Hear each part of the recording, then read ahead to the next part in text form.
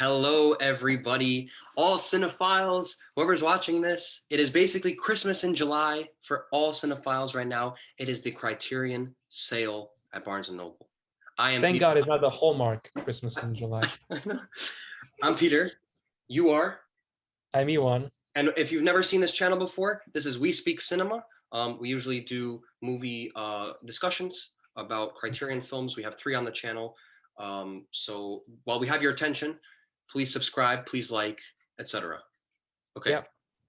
So in this portion of the video, you're gonna see footage of some of us going to the store and like kind of little clips, and we're gonna be showing the films that we picked up. By some, that means you. That's what I thought. That's why I didn't want to say both of us because I wasn't sure. But I did a little recording and you'll see it probably right now. I could. It'll play. Hold on. It'll play right now.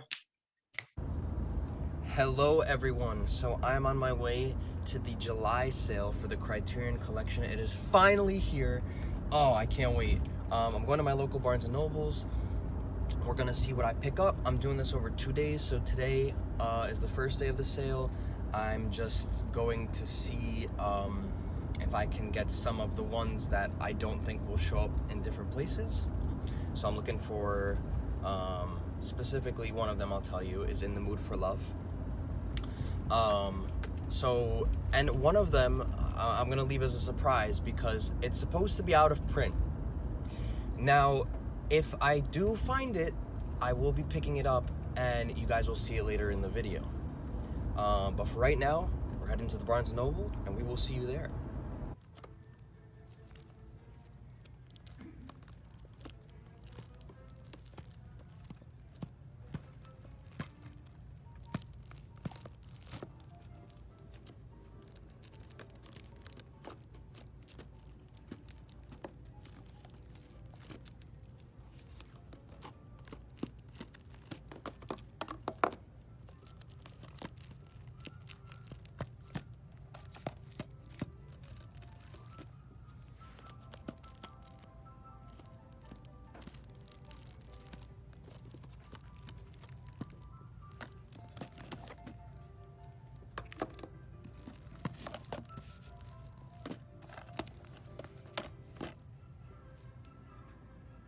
And there it goes. Okay, and we're back.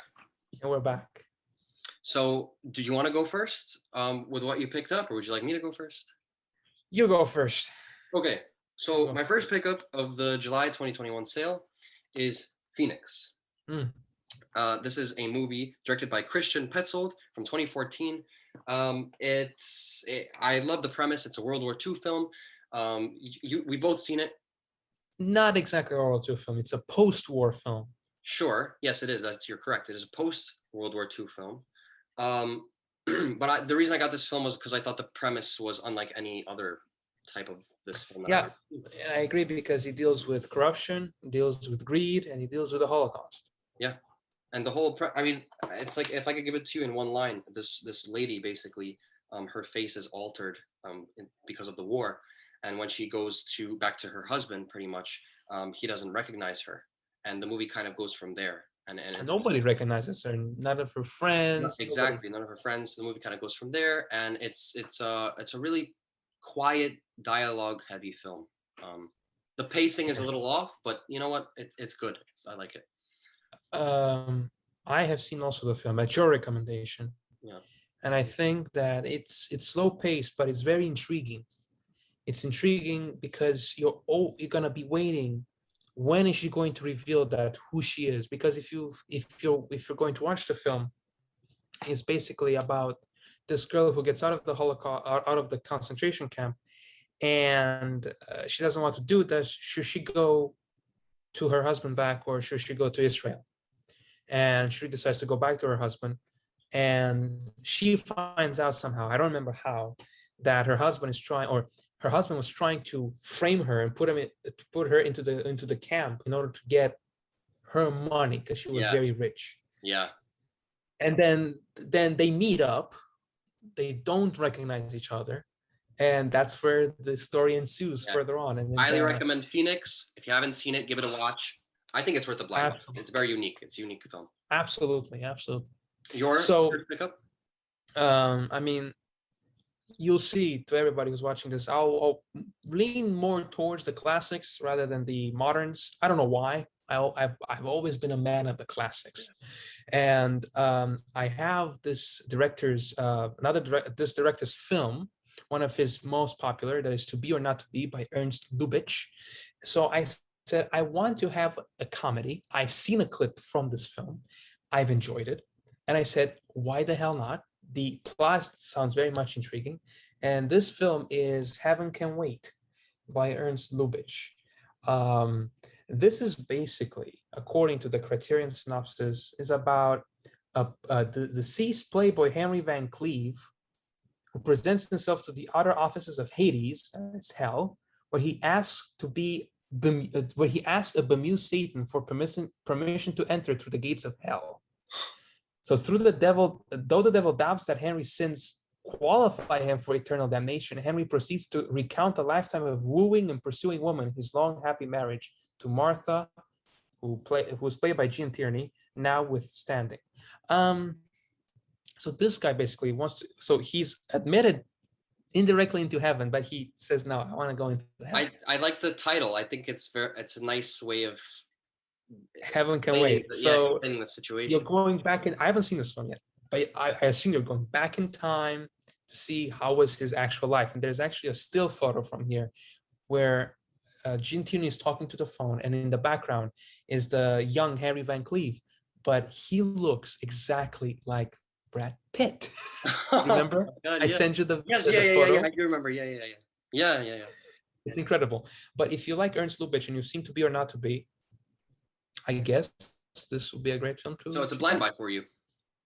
It's a blind buy, yeah. But I fully trust Ernst Lubitsch. Absolutely, I would too. My next pickup is one of the first films to enter the collection, I think, based on spine number. It is Francois Truffaut's The 400 Blows. This film is like, it just defines the French New Wave. It's pretty much Truffaut's most personal film, dealing with kind of representing his childhood and the way that he grew up. All of you people know this. Whoever is a Criterion collector pretty much had this in your collection. It's a staple. Truffaut's my favorite director that I've discovered throughout my time with the Criterion collection. And it's just a great film. I don't know. Do you want to comment on that?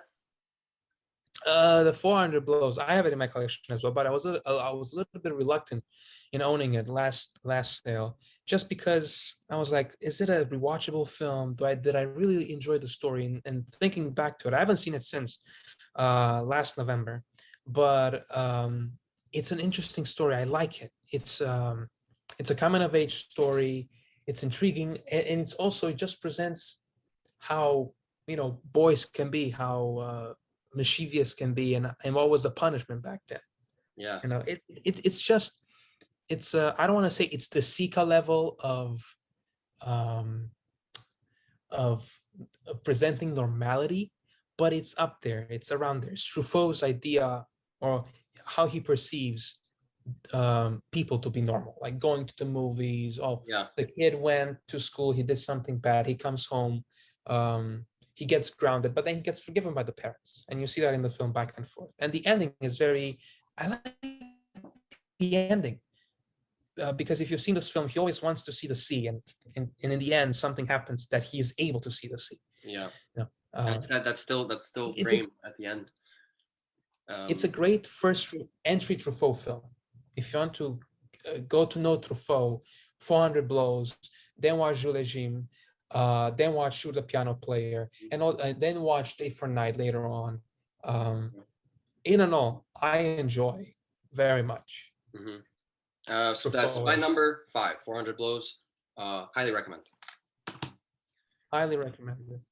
So now this is another pick of mine, and I'm very eager to watch it, because why? And we're gonna discover.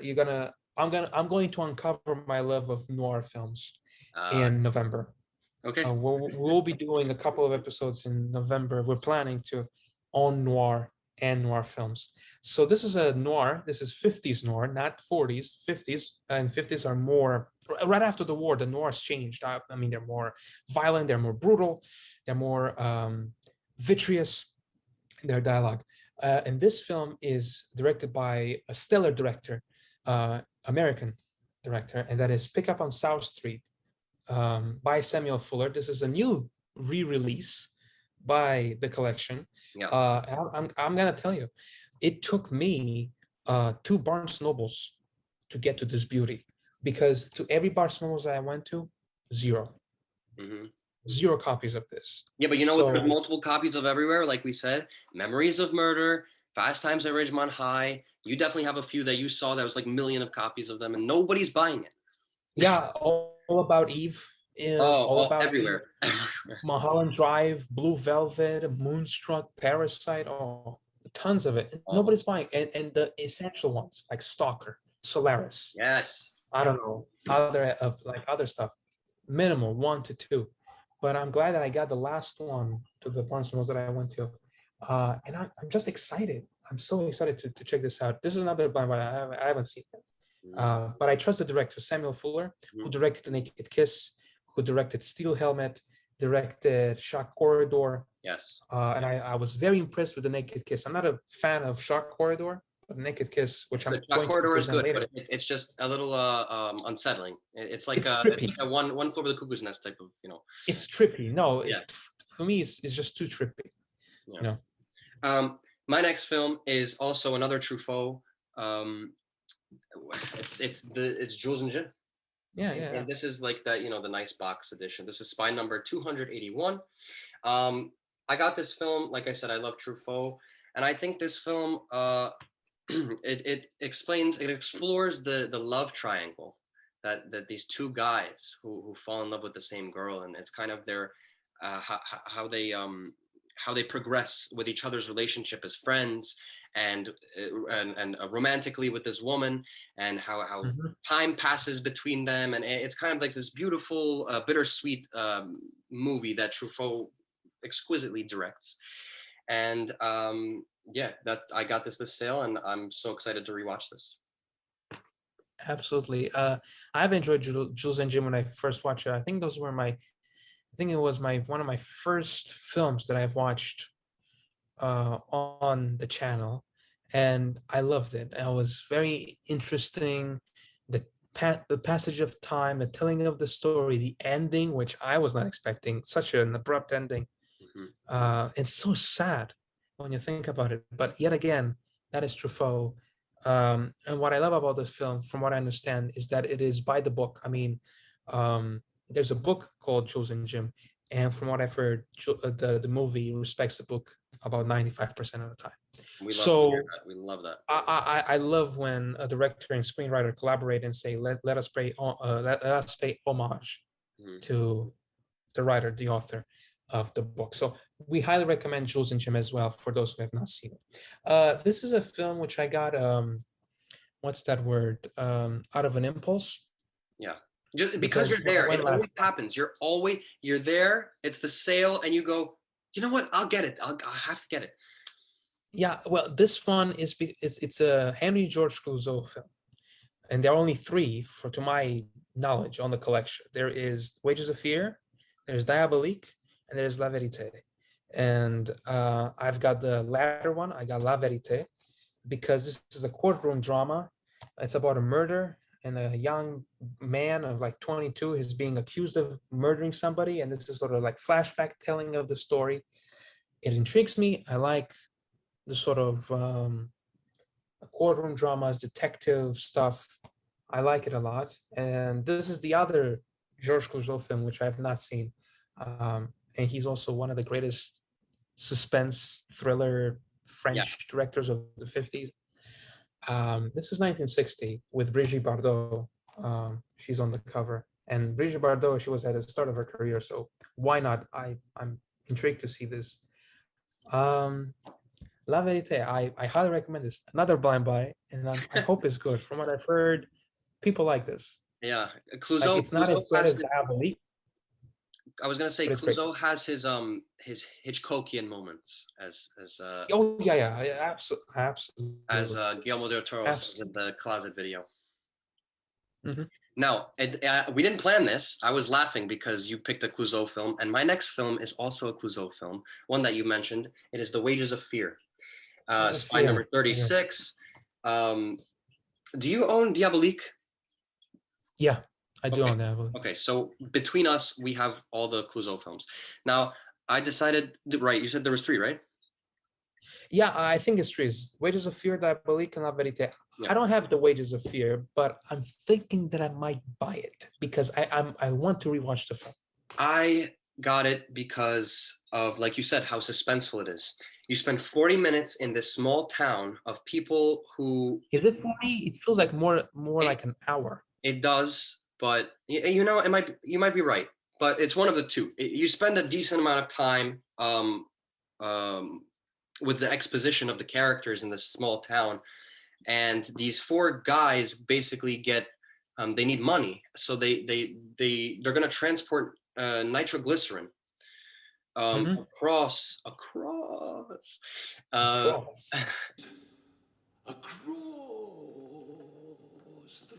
long stretch of terrain. And it's this journey that you go on with these 2 guys, because you cut back between the 2, like there's 2 guys in each truck, so there's 2 trucks, and it is just the most, you are on the edge of your seat the entire way, and the ending, it's so worth it once you get to the end, because some of the shots and the color of particularly the scene with the mud, when he's stuck in there and etc. You know, I don't want to give too much away if you haven't seen it, but Wages of Fear, I highly recommend. Highly recommend it. And the reason, well, one of the reasons why I didn't get it in the past sales, it's just because, I don't know, it's not as rewatchable as Diabolique, for example. Once you know the twists and turns, literally, of where the movie goes, maybe it won't be as rewatchable. I've only seen it once, but I decided to get it because I was so blown away. I've only seen it once as well. But maybe on rewatch, I don't know. I'll let you know. I'll update you. I'll have to see what it's like. You have to update me because I'm also intrigued. And the cover is also very interesting. I mean, look at this. Oh yeah. Yves, that's Yves Montand, and I don't know the other guy. Yeah. But the next film, as I said earlier on about Pickup on South Street, this is another Samuel Fuller film, and this is the film that actually started me liking Samuel Fuller a lot. And this is The Naked Kiss. Now you don't understand why this is called The Naked Kiss until you watch the film. Right. And I'm not going to spoil it because this film is absolutely brilliant. I'm not going to say anything about it except for the fact that this is a story about a prostitute who now decides to go straight. That's all I'm going to say. Worth checking it out. And this is going to be your face throughout the entire film. My God. Because this is 1964, so the code has not yet been abolished in 65. What Fuller was able to do, and this is a B film, and you can see it's a B film, like it feels like it because of the violence that it is in it. It's just it's a movie that sort of leaves you gasp, and you do this a lot when you watch it, because you don't expect from a film like this to talk about those things, especially in 1964. Right. You know, definitely, I recommend this to anybody who, by the way, who wants a beautiful cover in their collection, and not only a beautiful cover, but a beautiful on the inside, right? Yes, you could. This is one of those covers that you can flip around, and because it has the title on it, I'm pretty sure you can make it. Yeah, make it this cover however you want. I totally recommend this, also for the story. Absolutely. If you want to get to know Fuller, check this out. Fully recommend it. All right. I would recommend it too, but I haven't seen it. But you know what? We'll get there. I've only seen Shockboard. Yes. It was moving on. So the next film I got is from 2000. I don't think I own any film from 2000 in any of the films I have. 2000? Yeah. Oh, wow. And you're shocked, but I believe you own this film as well. It is Wong Kar-wai's In the Mood for Love. Yeah. Now, well, I was shocked. I was shocked just for dramatic effect. Oh, thank you. Appreciate it. My number 147. This is the back. Man, like I saw it once, and it is just an arresting film of color, and the use of music is so important in this film. Yeah. And the relationship between these two people who've moved into the same apartment or the same apartment building, it's just it's unbelievable. This film, I can't wait to rewatch this movie. I really can't. So good. I'm with you, and I've been tempted in the last days or so to actually rewatch the film. A lot of people think that In the Mood for Love is a love story. I mean, probably because they Title. assume because of the time. But until you're gonna watch it, you're gonna see your opinion will change.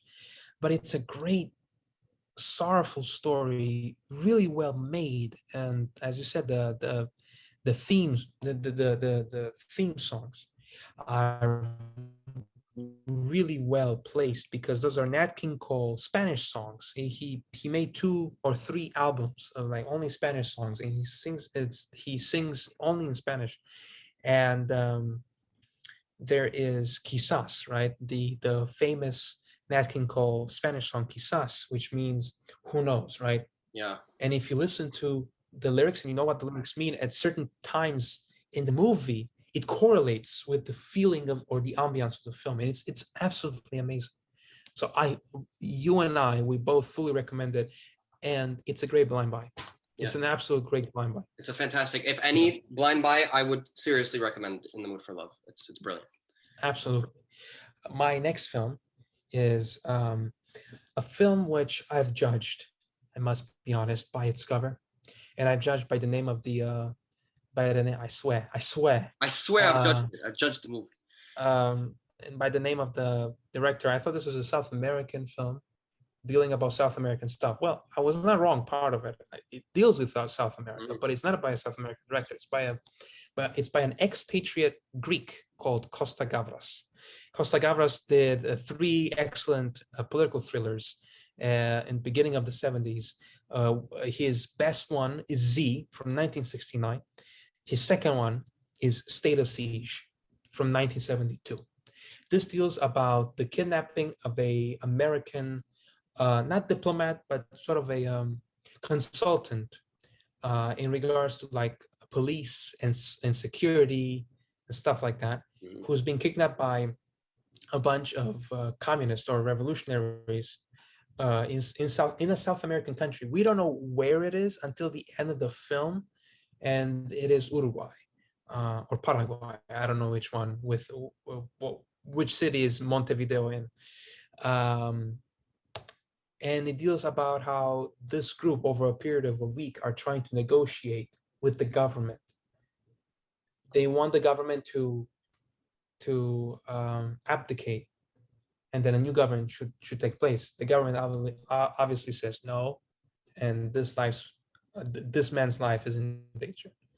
But this is inspired by an actual event that happened not in South America but in Greece, and it's about the kidnap. In 1970, there was a politician called Dan A. Mitrione, which is an American political advisor in Greece. Yeah. He was kidnapped, and I think just as in the film, something will happen very drastically to him, or it happened to him. So if you love political thrillers, check this one out. If I can say anything about this movie, is that Ewan has been praising this film for like weeks now, I think, because not only this one, but Z as well. Yeah. But if anyone wants to send us Z, because it's impossible to find, if anyone wants to send us Z, you can feel free, please. We'll take it gladly. No, but Z is only on DVD, and so I'm waiting for its release on Blu-ray. But Z, it's absolutely incredible. This is absolutely incredible. The music, the score, cinematography, the acting, absolutely incredible. For 2 hours, you're just glued to your seat. And I never recommend this a lot, but I think this would be a great film to like chop it, like watch 1 hour today, watch 1 hour the next day. It's an interesting way of looking at the film. I've tried watching it in one sitting and like the half like 1 hour a day, and I prefer the 1 hour a day. It's just because there's so much to compensate that after you finish your first time watching it, you want to go back. Mm-hmm. to rewatch and rewatch it to understand more. Those are the best types of films. And like we say on the channel, go check it out. Go check it out. Absolutely recommend it. Fully recommend this film. All right. My next pickup is basically because of your recommendation. But the cover is just so beautiful. And I decided to get it. It is Sweet Smell of Success. Oh, man. Oh, heck yeah.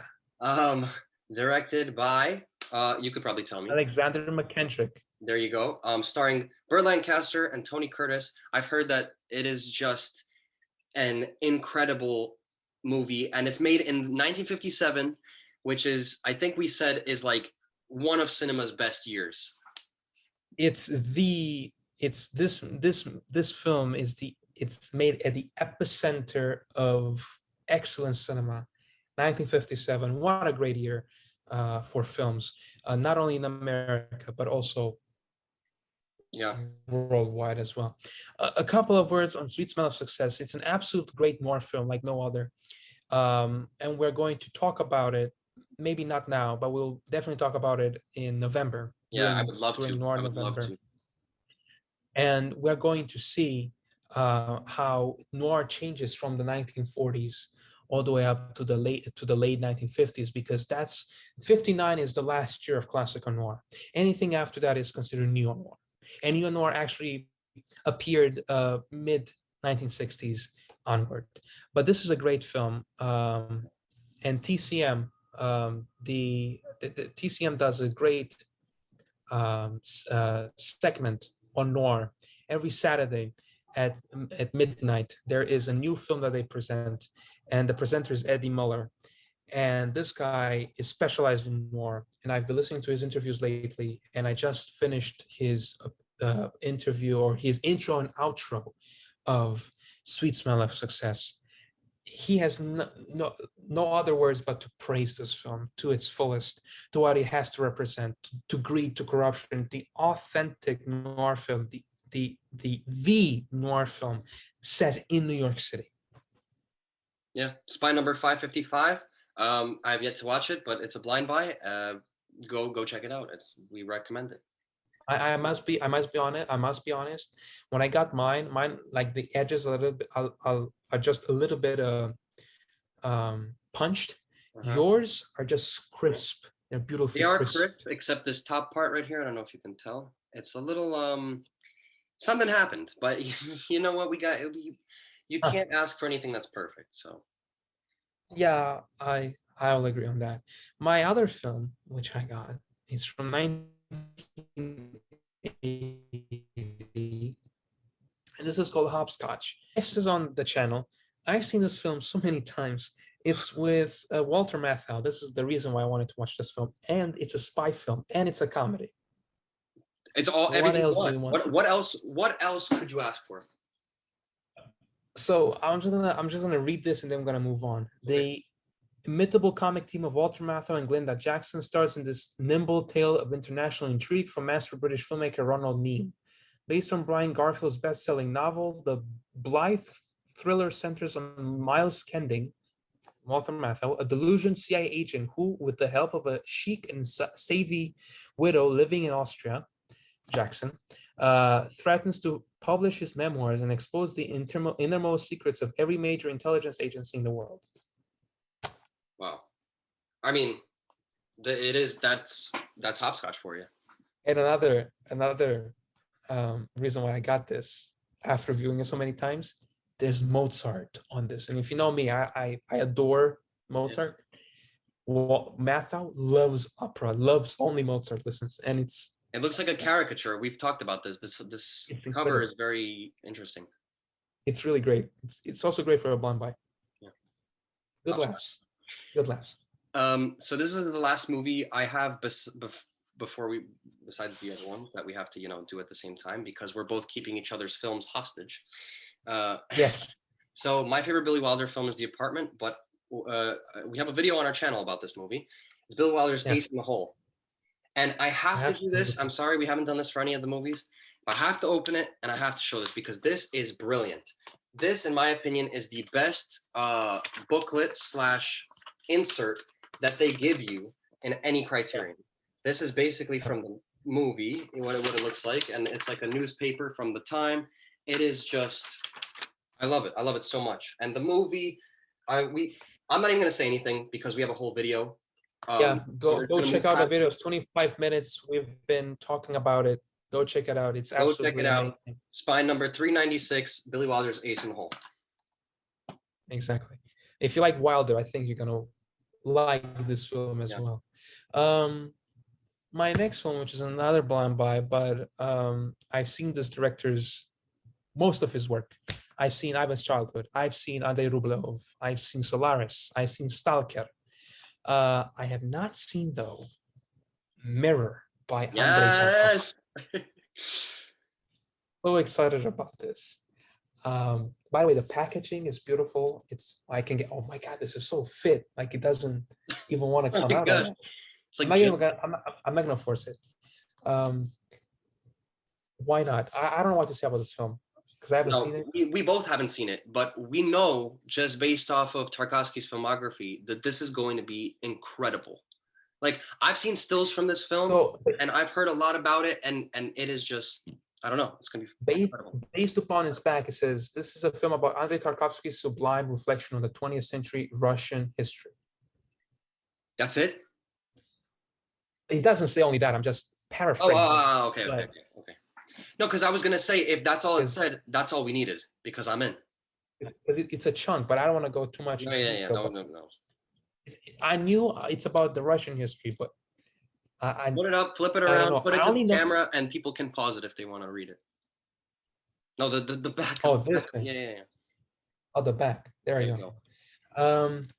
Also, what I like about this film is that this is an inspiration from a photograph of Tarkovsky's mother, who's sitting on a ledge, just like in here. So basically, from what I've heard, this is the heroine of the film. No idea. Don't quote us on that. Don't quote us on that. We don't know. Yeah. Oh yeah. I'm excited. Yeah, no, I'm excited too, and I still want to get that. So, okay. So what we did is we had each other pick up films for us because not every Barnes and Nobles has what we have or what we want. So Ewan got 2 films for me. I got 2 films for myself. I'm gonna start with the one that you have seen, I believe. So this is Ewan's film. This is Fritz Lang's M. It is still in its packaging. Spine number 30, so relatively old in the Criterion collection. I'll let you talk about it since it's your film. So go ahead. Talk about it. So M, it's a great. I don't know if it can be considered a noir film because I don't think there's a femme fatale, but it's a great mob film. Not mob as in mafia, but mob, the mob, people, mob, right? Mm-hmm. Protesters in a way. Mob justice. This is one of those films that it portrays you how the people will take the law in their hands and apply it. Yes. Right? But this is a right way. This is why I love this one, because this is a good way of mob mentality. But there's also a horrible way of mob mentality. And that film, to see that mentality applied in the film, you must watch Panique, which is a 1946 French film, which is just about, all I'm going to say to you is that once you finish that film, you just want to, not cry, but you just want to pity the man who's been accused of doing a murder. Mm-hmm. And we know all along he didn't do it. I mean, this movie centers around a serial killer, and well, yeah. But that's what I'm saying. In both films, you have people in the neighborhood who are congregating against one person. In this case, the person is actually the guy. I mean, we have the proof. But in Panique, there's no proof that he did it. It's just a misconception of people's minds. Wow. Right. I'm not going to talk about it because I want to make a video. We want to make a video about this. Yeah. Because you have to see this film as well. All I want to say about the film is that the last 20 minutes, that scene with everyone, and it that's all I'm going to say. It is absolutely. And also what I've heard about, also what I've heard about this film is that it portrays the German mindset before Hitler took over. This is 1932, 1 year before It's interesting. Hitler would take over. When I first saw it, I was like, is this gonna be like, is this guy gonna be judged by the brown shirts or by like Nazis and all that? And guess what?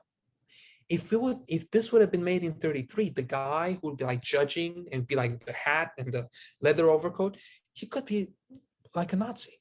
Yeah. We'll do this. Yep. You know? Yeah, I agree. Absolutely. I fully recommend this film to anybody. You're gonna have a fun time with this. And one of the reasons why I want to own it is because of Peter Lorre, who gives a fantastic performance. Peter Lorre, who plays in Casablanca, and he became a very predominant actor in starting with the 30s all the way through the 60s in Hollywood. So since you've done one of my films, I'll do one of your films, which I own as well. And that is Stalker by Tarkovsky. So for me, I saw this. I on my Letterboxd, I rated it a 3.5, and there goes everybody. No, what? How could you do it? I don't know. I don't know what I thought when I put a 3.5, but I can tell you that ever since I've seen this film, I've wanted to go back so many times, because from the opening shots and sequence of their over the bed and getting to the zone, and once you get in the zone and the color changes and the philosophical dialogue, and I think it's like maybe one of the best films ever made. Stalker is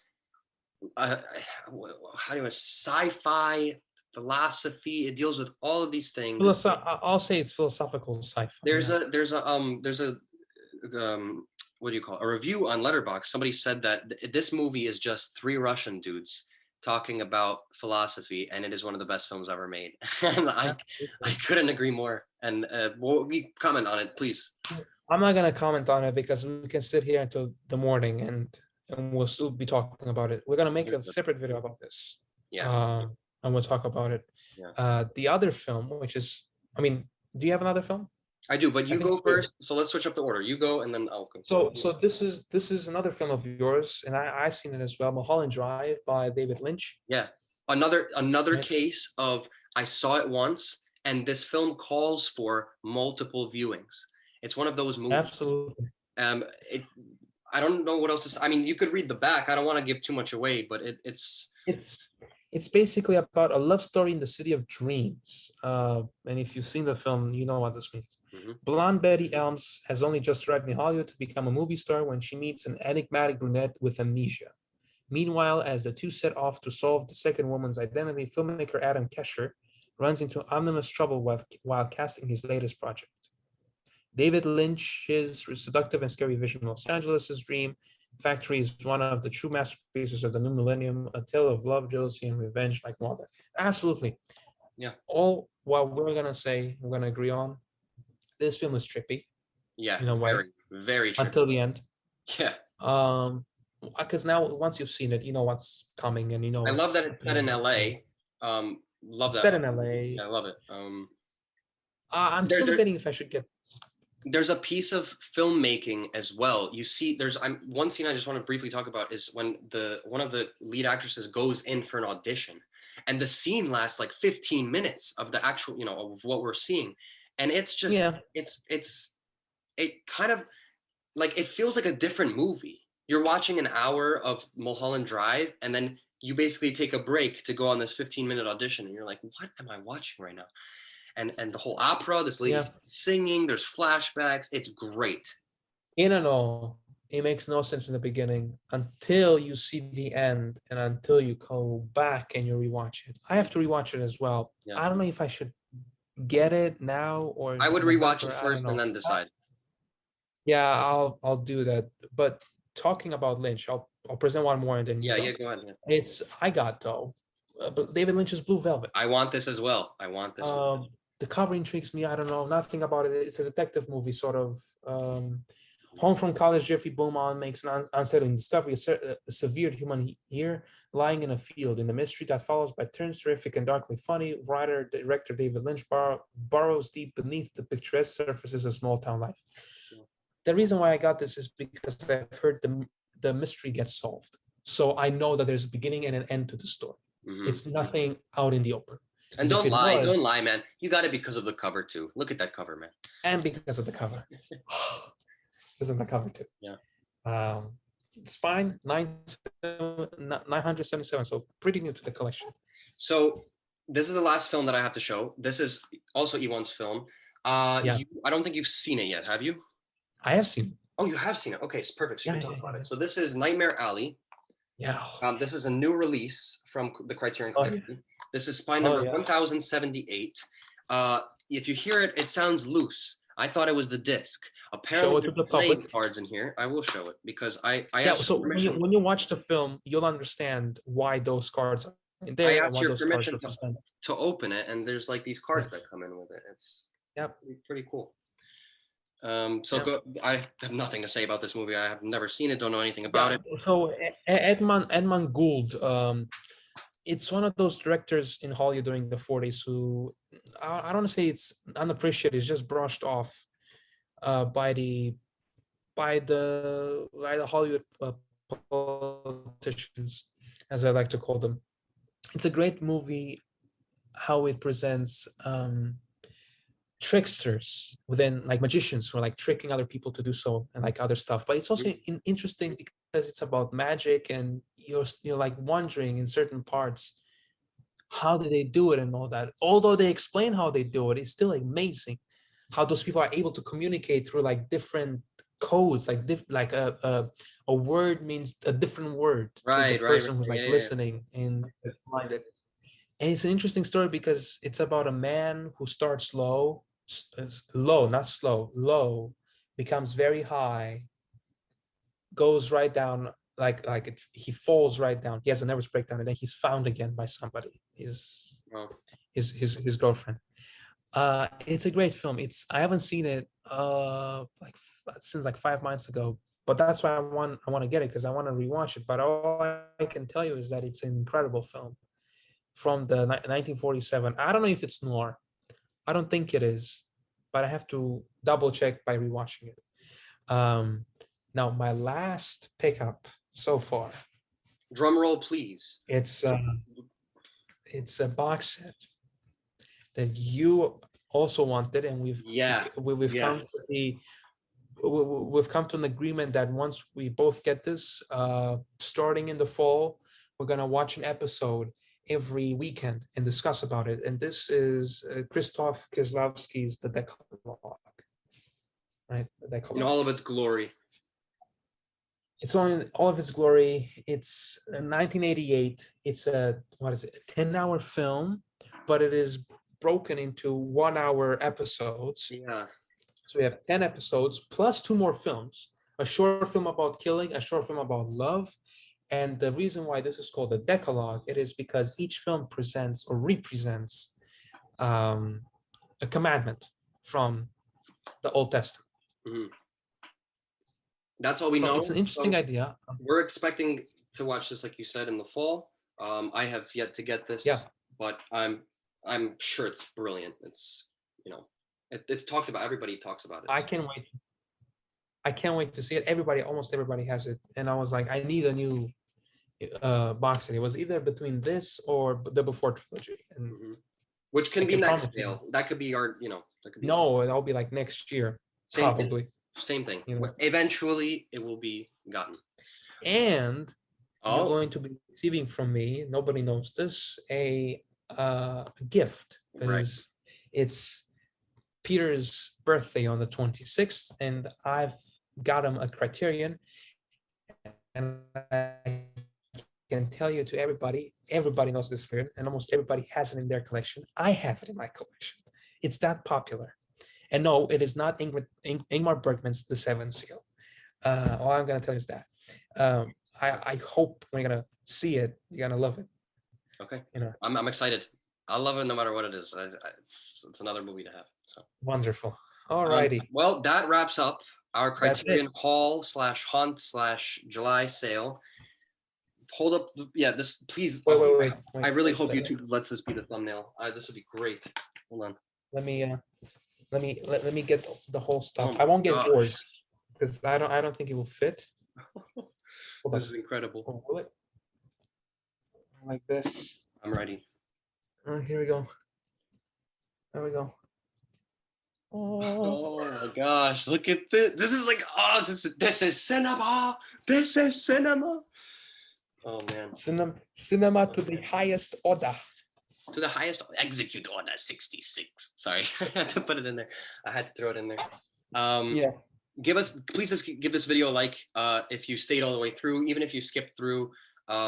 We'd really appreciate it. We're trying to start this channel, you know. It doesn't matter. Just click the subscribe button. That too. And whenever you feel like it, listen to our other videos, especially if you love film. Because why not? Why not? Oh, I forgot to tell you. Before I converted somebody else to Criterion, before no, not before, this past time when I went to Barnes & Nobles, I went with my Ukrainian friend, and he bought 2 Criterions. He bought The Irishman and The Killing. He says he loves Kubrick's Killing, and he loves The Irishman. So he got it. He got them both. That's awesome. Yeah. Criterion collectors all around the world, you know, it's great. So good night. All right. So that's a wrap.